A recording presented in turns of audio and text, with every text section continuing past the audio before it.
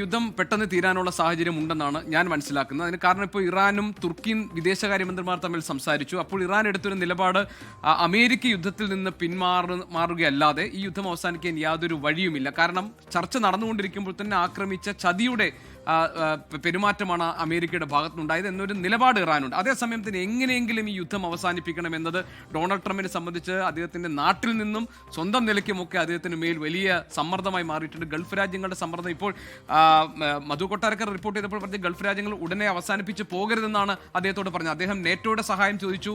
അമേരിക്കയ്ക്ക് നേറ്റോയുടെ സഹായം കിട്ടിയിട്ടില്ല. ഹോർമൂസ് പിടിച്ചെടുക്കാൻ വേണ്ടിയുള്ള ശ്രമങ്ങൾ നടത്തുന്നുണ്ട്, അത് വിജയിക്കുന്നില്ല. മാത്രമല്ല ആ സമയത്ത് ഇറാൻ കൂടുതൽ നിയന്ത്രണം ഹോർമൂസിൽ കൊണ്ടുവരികയാണ്. ടോൾ പിരിക്കാൻ പോവുകയാണ്, കടുത്ത നിയന്ത്രണങ്ങൾ കൊണ്ടുവരുന്നു, കപ്പൽ കൊണ്ടുവരുന്ന കാര്യങ്ങളിൽ പുതിയ മാർഗനിർദ്ദേശങ്ങൾ ഇറക്കുന്നു.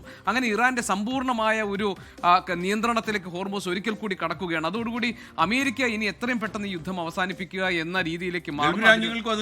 രാജ്യങ്ങൾക്കും അതാണ് താല്പര്യം. മാത്രമല്ല ഇതിപ്പോ ഈ രാജ്യാന്തര തലത്തിൽ ചർച്ച നടക്കുന്ന ഈ വേളയിൽ പലരും ഭയക്കുന്നത് വലിയൊരു മാന്ദ്യം, ഒരു റിസഷനിലേക്ക് ലോകം പോകുമോ എന്നുള്ളതാണ്. ഇപ്പോൾ തന്നെ അതിൻ്റെ ദുരന്തങ്ങൾ അനുഭവപ്പെട്ടു. ഇന്ന് തന്നെ മാർച്ച് 31 കേരളത്തിലെ പല ആയുർവേദിക് സെൻ്ററുകളും ഒക്കെ തന്നെ ആളുകളൊക്കെ മടങ്ങിപ്പോയി.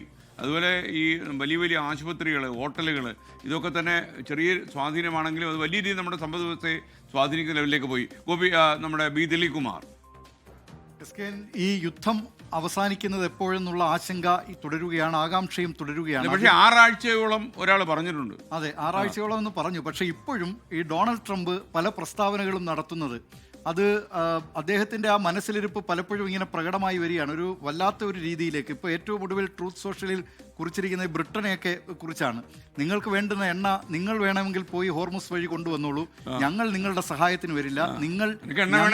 ഞങ്ങൾക്ക് സഹായം വേണ്ടപ്പോൾ നിങ്ങൾ തന്നില്ല, അതുകൊണ്ട് നിങ്ങൾക്ക് വേണ്ടുന്ന എണ്ണയുണ്ടെങ്കിൽ നിങ്ങൾ അവിടെ പോയി നിങ്ങൾ തന്നെ കൊണ്ടുവന്നോളൂ, ഞങ്ങൾ സഹായത്തിന് വരില്ല എന്നാണ്. അതായത് ഈ നാറ്റോ സഖ്യരാജ്യങ്ങൾ ആദ്യമായിട്ടാണ് അമേരിക്കയുടെ ഒരു ആവശ്യം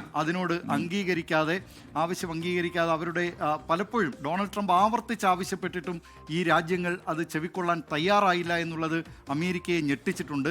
അതുകൊണ്ട് തന്നെ ഈ കാര്യത്തിൽ ഇനി അധിക നാൾ അമേരിക്കയെ സംബന്ധിച്ച് അത് മുന്നോട്ട് കൊണ്ടുപോകാൻ, ഈ സഖ്യകക്ഷികളുടെ ഒന്നും പിന്തുണ ഇല്ലാതെ കൊണ്ടുപോകാൻ കഴിയില്ല. അതിനിടെ ഈ അമേരിക്ക വലിയ ആക്രമണം അത് ഇറാനിൽ കൂടുതൽ ശക്തമാക്കിയിട്ടുണ്ട്. ഇസ്ഫഹാനിൽ ഇന്ന് SKN ബങ്കർ ബസ്റ്റർ ബോംബാണ് അമേരിക്ക അവിടെ ഈ ആക്രമണത്തിനായി ഉപയോഗിച്ചത്. അവിടെ അവരുടെ ഇറാൻ്റെ ഒരു സൈനിക ക്യാമ്പാണ്, ബദർ സൈനിക ക്യാമ്പ്.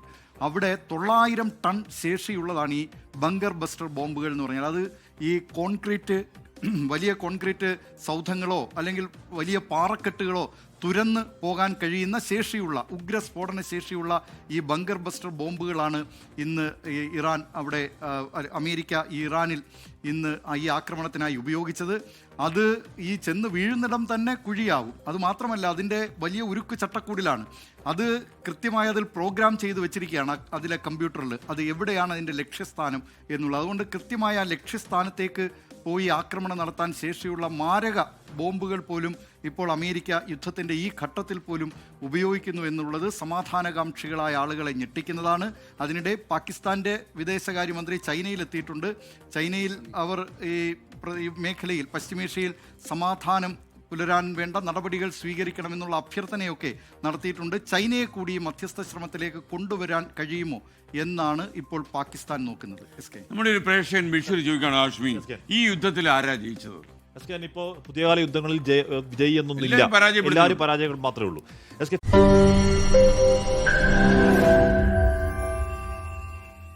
ലോകത്തെവിടെയായാലും ഏത് സമയത്തും 24 വാർത്തകളും ഓഗ്മെന്റഡ് റിയാലിറ്റി പാക്കേജുകളും എക്സ്പ്ലെയിനറുകളും വിശദമായി കാണാൻ ഞങ്ങളുടെ യൂട്യൂബ് ചാനൽ നിങ്ങൾക്ക് സബ്സ്ക്രൈബ് ചെയ്യാം.